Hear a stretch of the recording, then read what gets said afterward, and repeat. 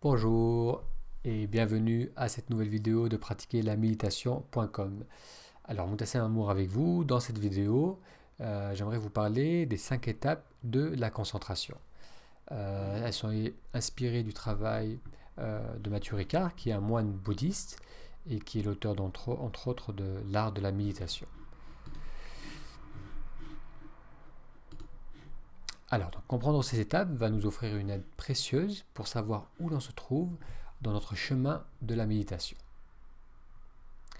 Lorsqu'on commence à méditer, on est souvent confronté à la difficulté de se concentrer. Alors qu'on aimerait que l'esprit s'apaise, c'est généralement le contraire qui semble se produire. On a l'impression que le nombre de pensées augmente. Alors en réalité, le flot des pensées n'augmente pas.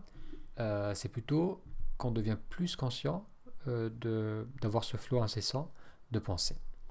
Alors il est logique qu'on ne va pas passer d'un fonctionnement où le mental est suractif à un esprit silencieux et serein en une séance.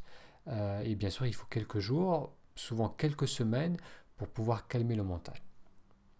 Alors, donc, comme tout apprentissage, la méditation nécessite du temps et de la pratique.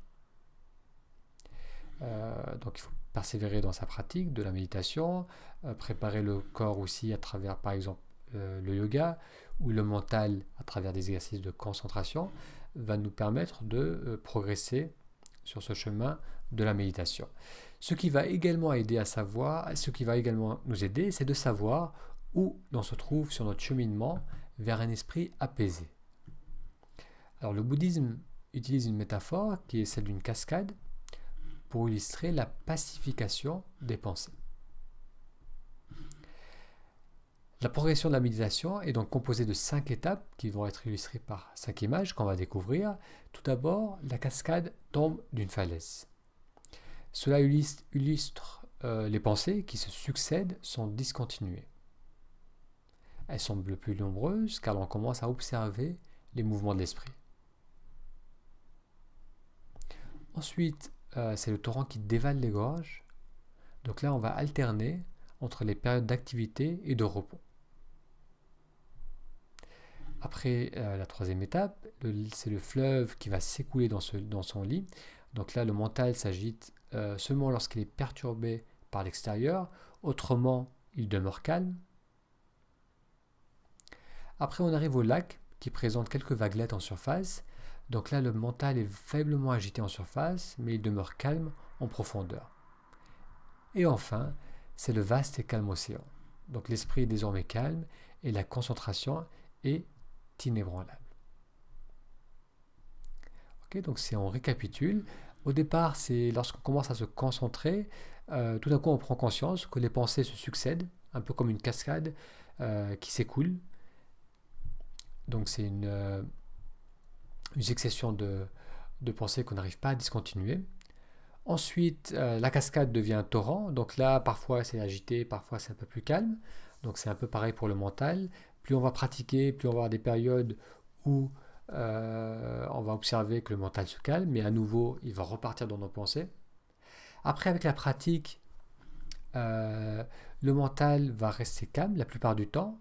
Il risque d'être perturbé si on est sollicité, s'il y a un bruit qui nous dérange, s'il y a une stimulation qui accapare notre mental, mais autrement il demeure assez calme.